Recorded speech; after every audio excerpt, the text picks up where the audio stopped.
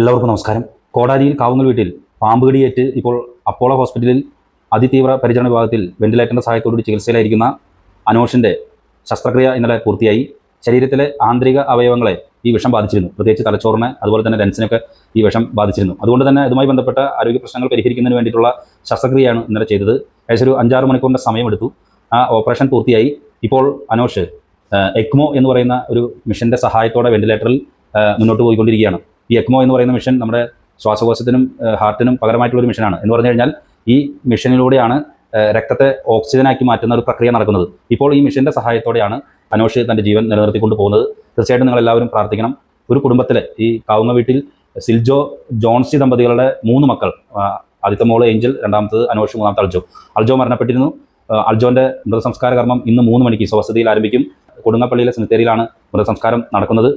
വിറങ്ങലിച്ച് ഒരു നാടും സമൂഹവും ഒക്കെ നിന്നുപോയ നിമിഷങ്ങൾ. നമുക്കറിയാം, ഒരു ചെറിയ ഒരു പാമ്പ്, എന്നാൽ കൊടിയ വിഷം അതിൻ്റെ പല്ലുകളിൽ ഒളിപ്പിച്ചു വെച്ചിട്ടുള്ള കൈറ്റ്സ് വിഭാഗത്തിൽപ്പെടുന്ന വെള്ളിക്കട്ടൻ, ശംഖുവരയൻ എന്നീ പേരുകൾ അറിയപ്പെടുന്ന ഈ പാമ്പ് അതെങ്ങനെ ഈ കുട്ടികൾ കിടക്കുന്ന റൂമിലേക്ക് എത്തി? മുന്തിരിവള്ളികൾ സൈഡിൽ പടർത്തിയിട്ടുണ്ട്, അതിലൂടെ വന്നതാകാം. ചൂട് കാരണം കൊണ്ട് ജനാലകൾ തുറന്നിട്ടുണ്ടായിരുന്നു, അതിലൂടെ കടന്നു വന്നതായിരിക്കും. അതല്ല, വസ്ത്രങ്ങളിൽ അലക്കി പുറത്ത് വസ്ത്രങ്ങൾ അലക്കിയിട്ടിരുന്നു, അതിൽ നിന്നും വന്നതാകാം എന്നൊക്കെ നിഗമനങ്ങളുണ്ട്. എങ്കിലും ഈ കുടുംബം ഇന്ന് ഉറങ്ങലിച്ച് നിൽക്കുകയാണ്.